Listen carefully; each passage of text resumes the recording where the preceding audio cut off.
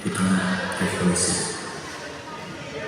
14 Mei 1994, Jakarta memanas, bukan hanya karena teriknya matahari, tetapi karena amarah rakyat yang tak lagi terbendung. Harga-harga melambung tinggi memperparah penderitaan rakyat.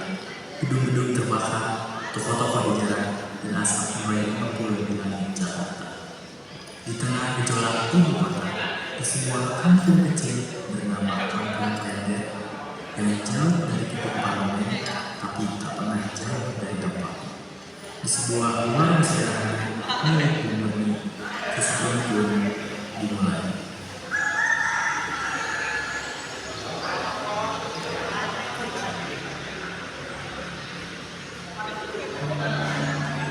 Nih toh dinginnya masih panas, pelan-pelan makanya, jangan kayak berantem negara.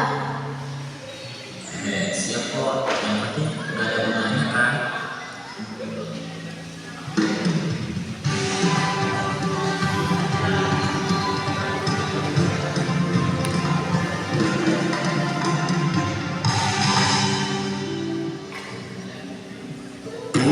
Umur di tambah utang untuk saya mau berapa tapi karena negara.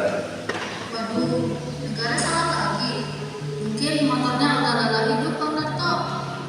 Kalau negara bisa mogok, kira-kira siapa yang dorong ya?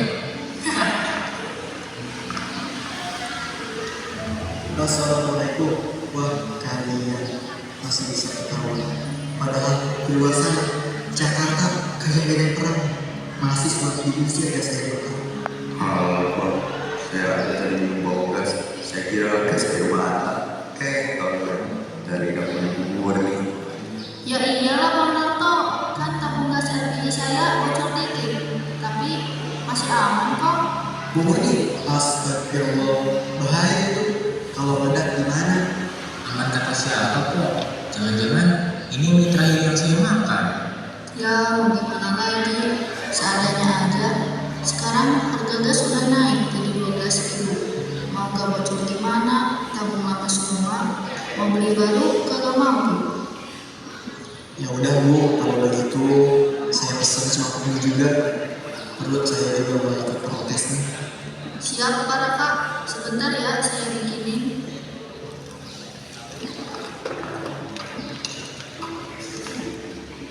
Astaga, Bang Darto, kamu mau nih? Lu udah habis ajar minggu, gak ada yang lewat. Ini udah terpaksa kesini, lu mau ke pasar, lu mana dia mau nemenin.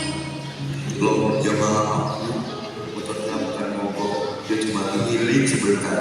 Kayaknya di universitas sama kondisi negara. Kebetulan saya juga mau bangun nih, terus bertemu beneran nih di jalan. Jadi sekalian nemenin deh. Takutnya dia mau kasih lihat sepanjang jalan, bisa-bisa jalan dekat. Ih, bete, mau tuh ya. Tenang Bu, kalau orang umur di dalam ini bisa sekalian di tempat nasional.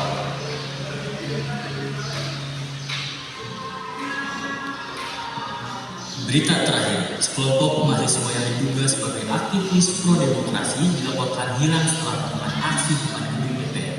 Para demonstran ditangkap secara paksa dan sebagian dilaporkan diculik. Tindakan represif ini semakin memicu ketegangan di ibu kota.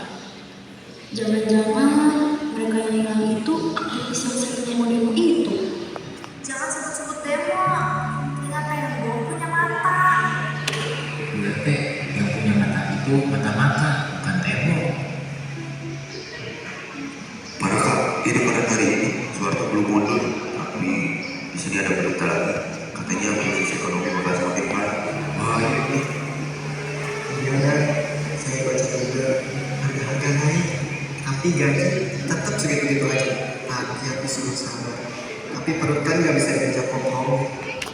kalau terus begini bisa-bisa demo bukan cuma mahasiswa, mama juga turun ke jalan sambil buat centong. Kalau mama udah turun ke jalan, jangan harap bisa damai. Kita nggak cuma bawa centong, tapi juga daftar utang warung. Habis kalian semua. Jangan gitu Bu Nani. Utang mah jangan dibawa demo, bawa ke dompet aja. Tapi bener sih, kondisi makin bener kan? Tadi subuh saya beli minyak, harganya udah naik lagi. Jangan-jangan nanti bensin tinggal bisa dibeli pakai daun. Itu juga kalau daunnya masih hijau. Aduh, jangan bahas-bahas jamu terus dong. Saya tuh deg-degan. Ini tembok warung tipis loh. Siapa tahu ada yang dengerin. Santai Bu RT, kalau ada yang mendengar pembicaraan kita, paling juga utang gorengan.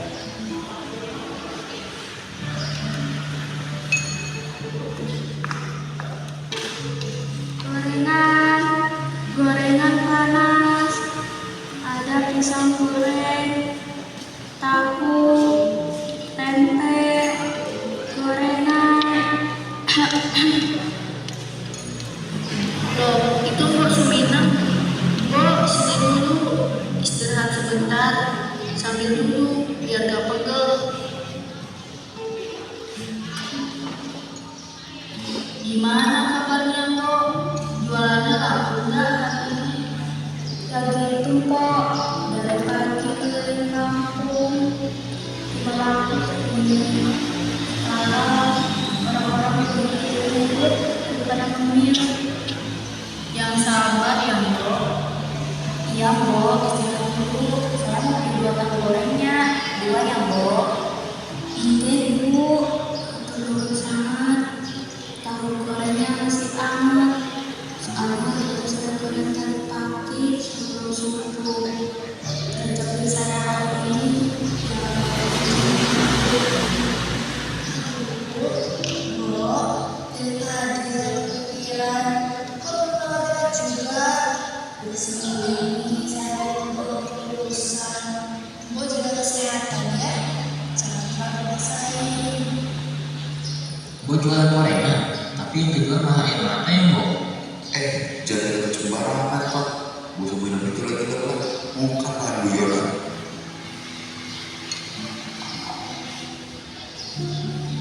Mbok, minum dulu. Ngomong-ngomong, bagaimana kabar anakmu? Sudah ada kabar? Belum kakak, sudah seminggu nggak pulang. Katanya mau ikut aksi di depan kantor DPR, tapi sampai sekarang nggak ada kabar. Saya udah cari sana, tapi juga nggak ada yang tahu. Aduh Mbok, jangan-jangan jangan bentar. Terus Bang Darto, jangan sembarangan ngomong, bisa makin kesal Mbok Suminah. Wah, semoga nggak apa-apa ya Mbok. Anak Mbok itu baik, pasti dia kuat. Kami semua di sini mendoakan Mbok jangan pernah merasa sendirian. Kalau perlu bantuan, bilang saja. Saya cuma ingin dia pulang Pak, Bu. Saya cuma pengen lihat dia masuk di ruang lagi. Sehat, selamat. Ya Allah Mbok, yang sabar ya. Kesabaran panjenengan itu kekuatan yang luar biasa. Saya yakin anak Mbok bukan orang sembarangan. Ia pergi bukan untuk cari masalah, tapi untuk memperjuangkan kebenaran. Kita doakan semoga dia cepat kembali dalam keadaan selamat dan segera kembali ke pelukan Allah. Amin. Amin. Matur nuwun nggih. Matur nuwun sangat. Ya wes Pak, kok semuanya. Tapi saya harus jalan lagi.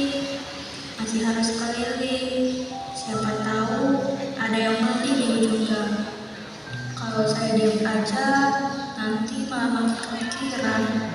Nanti saya makin lagi deh kalau ada kabar. Iya Mbok, hati-hati ya. Kami selalu mendoakan Mbok. Jangan lupa istirahat ya Mbok. Kalau butuh apa-apa, Mbok tinggal bilang. Kami pasti bantu. Tahun 1998 adalah tahun yang tak akan pernah terhapus dari ingatan bangsa ini. Di balik teriakan dan asap yang membumbung di langit ibu kota, tertinggal luka-luka sunyi yang tak kasat mata, bersarang dalam hati ribuan keluarga yang ditinggalkan. Salah satu luka itu adalah hilangnya para aktivis aktivis mahasiswa. Mereka yang bersuara demi keadilan justru diculik, dibungkam, dan banyak yang tak pernah kembali. Nama-nama mereka terus bergema di kepala para ibu dan ayah yang tak pernah lelah mencari. Hingga hari ini, sebagian keluarga mereka masih berdiri di setiap hari Kamis di depan istana berpakaian serba hitam. Aksi Kamisan, begitu mereka menyebutnya. Sebuah lambang keteguhan, sunyi namun menggema, tanpa teriakan, tanpa kekerasan, namun penuh daya menggugat nurani. Hanya tubuh-tubuh renta yang tak lagi muda berdiri teguh membawa foto anaknya, menuntut satu hal sederhana, keadilan yang tak pernah datang. Beberapa menit kemudian, masih di warung rumah.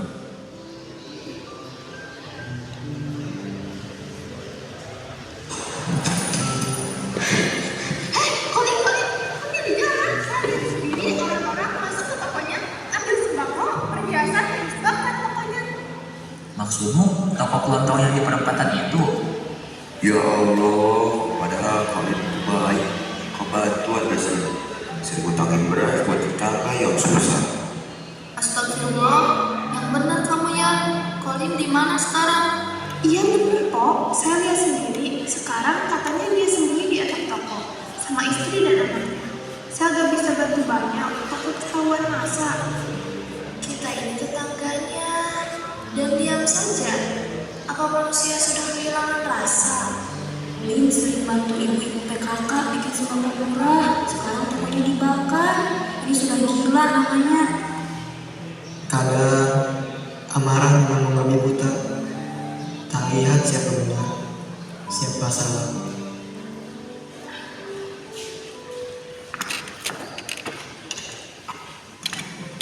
Maaf, saya ganggu. Saya tahu ini bukan waktu yang tepat, tapi saya cuma mau bilang keluarga saya selamat. Kami loncat dari atap ke rumah tangga belakang. Istri saya gemetar, anak saya terus menangis, tapi kami selamat. Tapi toko saya, usaha yang saya bangun bertahun-tahun, habis, dibakar, dihancurkan, bukan oleh musuh, tapi oleh saudara sebangsa.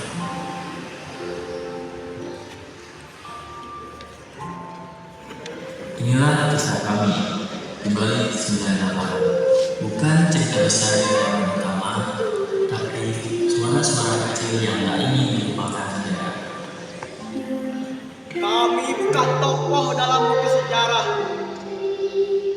Tapi kami ada menyaksikan semuanya dari balik warung kecil dan radio butut.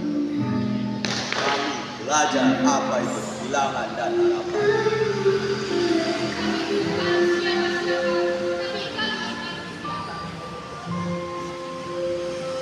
Kami tahu rasa takut, tapi kami lebih tahu rasa peduli. Kami dibungkam, tak ada keadilan. Kami masih berdiri. Kami